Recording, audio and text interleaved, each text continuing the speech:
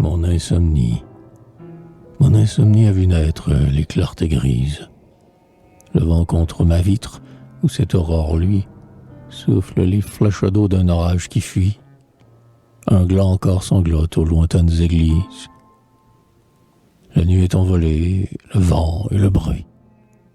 L'astre commence à poindre, et ce sont des surprises de rayons. Les moineaux alignés sur les frises descendent dans la rue où flotte un peu de nuit. Ils se sont tus, les glas qui jetaient tout à l'heure, le grand pleur de leur rein jusque sur ma demeure.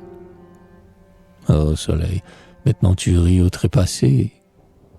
Soudain, ma pensée entre au dormant cimetière, et j'ai la vision, douce à mon cœur lassé, de l'orgie fleurie aux croix hospitalières.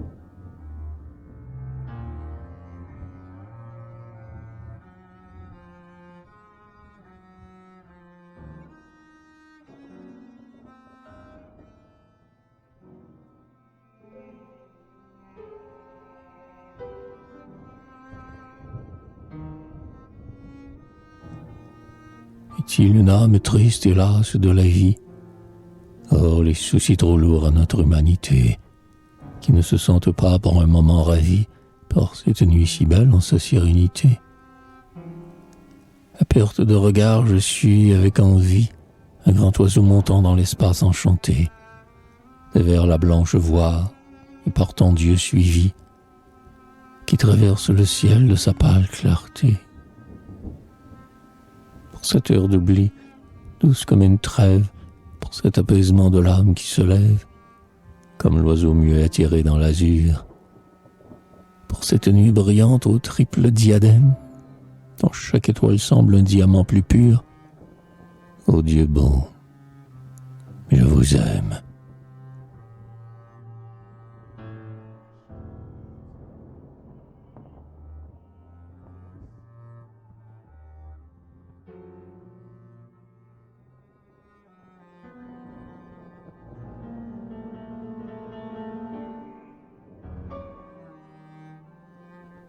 Poète folle, c'est, par les airs, un entassement sombre de nuages. Horriblement, l'étage joncheux, miroir d'un val profond, s'est éteint dans un reflet d'ombre. Comme vit toujours pas le vent, là-haut, ces vols d'ailes noires sans nombre. Un éclaireur d'une nuée est sombre, et tout le ciel en eau se fond. Mais le poète, doux martel en tête, ses yeux rêveurs ne voient pas la tempête, ruisseler au sentier couvert, ni les vents tordre en un chaos les branches. Enveloppé de foudre aux flammes blanches, il cisèle, impassible, un verre.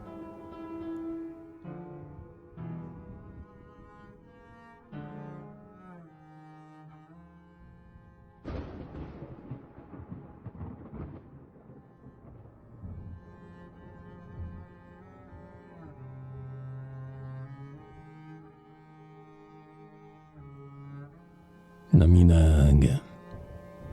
C'est, en forêt, un lac où règne un grand silence. 20 monts noirs sommets soutiennent son bassin. Une île, ça et là, tel un pâle dessin, s'estompe à peine, au ras du flot qui se balance. Des grèves sans roseaux, au loin l'admirable anse, où s'éveille le jour comme sur un beau sein, puis des bois s'accrochant au rocher, sombre et sain, puis d'autres en haut, droits comme des fûts de lance. Il n'est que ce tableau, mais quelquefois, pourtant, ses bords, fort au muet, s'animent un instant. Un cerf paraît qui nage en renversant sa tête. Il brame avec douceur dans les clartés du soir. On dirait un tremblant cantique de la bête. Aux êtres sans raison Dieu se laisse-t-il voir.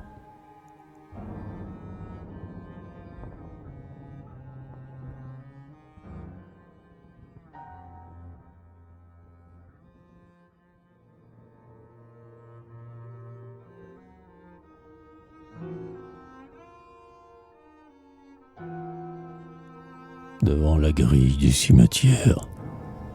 La tristesse des lieux sourit. L'heure est exquise. Le couchant s'est chargé des dernières couleurs. Et devant les tombeaux, que l'ombre idéalise, un grand souffle mourant soulève encore les fleurs. Salut, vallon sacré, notre terre promise. Les chemins sous les ifs que peuplent les pâleurs des marbres sont muets. Dans le fond, une église dresse son dôme sombre au milieu des rougeurs. La lumière au-dessus plane longtemps vermeille. Sa bêche sur l'épaule, entre les arbres noirs, le fossoyeur repasse. Il voit la croix qui veille. Et de loin, comme il fait sans doute tous les soirs, cet homme le salue avec un geste immense. Un chant très doux d'oiseaux vole dans le silence.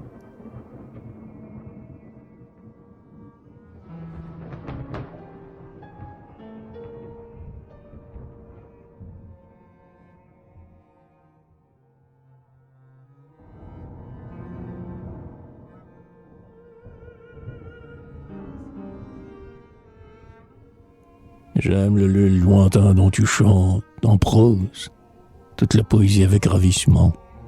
M'aurais-tu montré là, dans un mirage rose, un coin du paradis, devant le châtiment? J'aime son bois obscur qui n'a rien de morose, et ses secrètes eaux frères ruissellement. Parfois le baiser d'une étoile se pose. Oh, leurs chastes amours, oh, mystère charmant.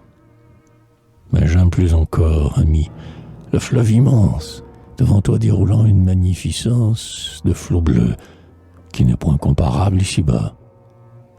Et les yeux éblouis, je fais ému ce rêve que j'admire en marchant près de toi sur la grève, s'éteindre en un tel lit le jour au beau trépas.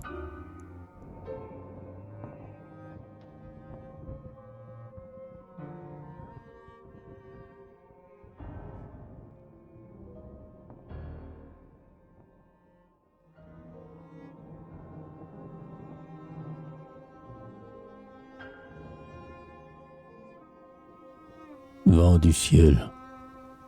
Pâle, elle cria « Jean !» du seuil de la chaumière. Lui chantait dans les ors lourds des épis penchants. Midi de son haleine assoupissait les champs. Un nuage, au lointain, montait dans la lumière. Un grand nuage trouble au murmure méchant. Jean le vieux entend-il sa femme, la fermière? Ah, Jean! Le sombre feu qu'elle a vu la première frappe ses yeux enfin. Il a cessé les chants. La faucille à son point tombe, car la nuée accourt, en fer de flamme à peine atténué. Est-ce Dieu la ruine? Ô Père, épargnez-nous. Et le vent se déchaîne en fureur, et la grêle fouette et vanne les blés autour de l'homme frêle, tombé sur ses genoux.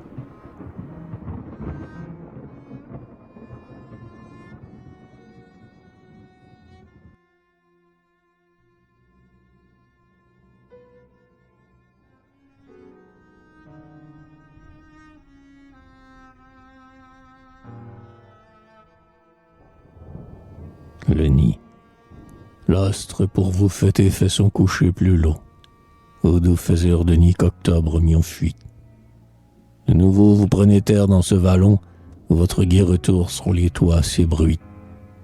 Hélas, une de vos logettes est détruite. Elle tomba du mur au temps de l'Aquilon. Quel jeune amour l'avait avec l'aile construite, si frêle, si légère, au bord du vieux moellon. Une enfant aux grands yeux que la lumière azure s'appuie à la fenêtre en la pauvre masure. Mourante, à votre joie elle sourit encore. Rebâtissez le nid que son regard demande. Son pâle doigt vers vous laisse. Dernière offrande. Dans les feux vifs du soir montez un cheveu d'or.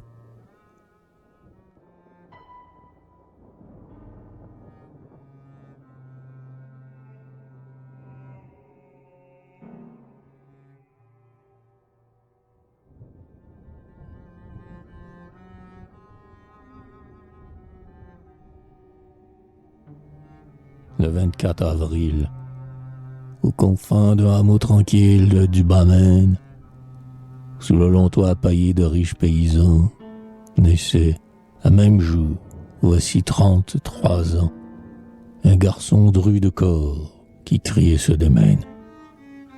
Alors l'aïeul, un vieux de la guerre des chouans, se découvre et content de ce fils qu'on amène, dit « Quel souffle !» en baisant le doux énergumène. C'est un futur prêcheur que nous avons séant. La terre au jeûne d'or et la terre aux prophètes. Grand-père, les discours qu'Orient vous leur faites, pour votre gloire à tous, se réaliseront. Et l'enfantine voix dont l'éclat vous enchante, un jour s'élèvera, hardi et triomphant, dans les temples sacrés, comme un cri de clairon.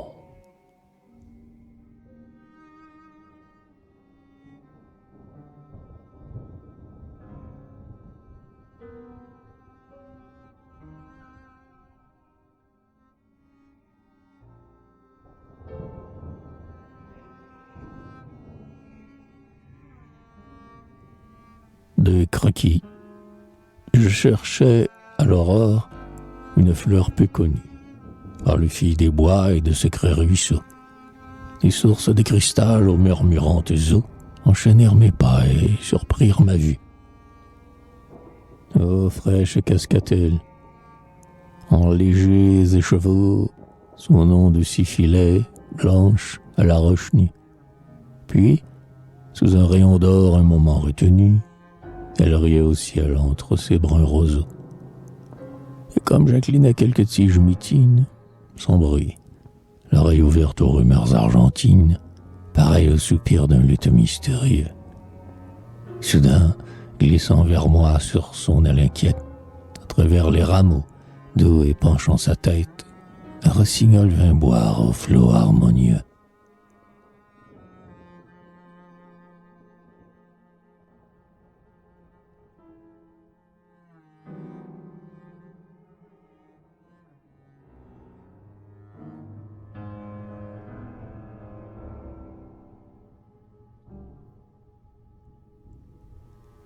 Le rêveur, comme moi sous la forêt profonde, marche seul dans la foule en l'ouvrant de la main.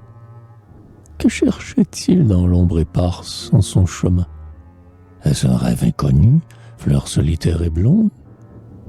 Une autre illusion plus douce au cœur humain? Est-ce un baume nouveau dont le parfum l'inonde? Se vulnérer sûr, cet idéal qu'au monde les âmes vont cherchant, hélas, toujours en vain?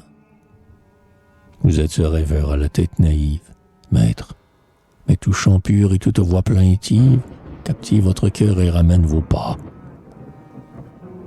Et toi, comme l'oiseau de la source cachée, t'enivres-tu dans l'ombre à quelque âme épanchée, au barde, ô mon ami, que tu ne chantes pas?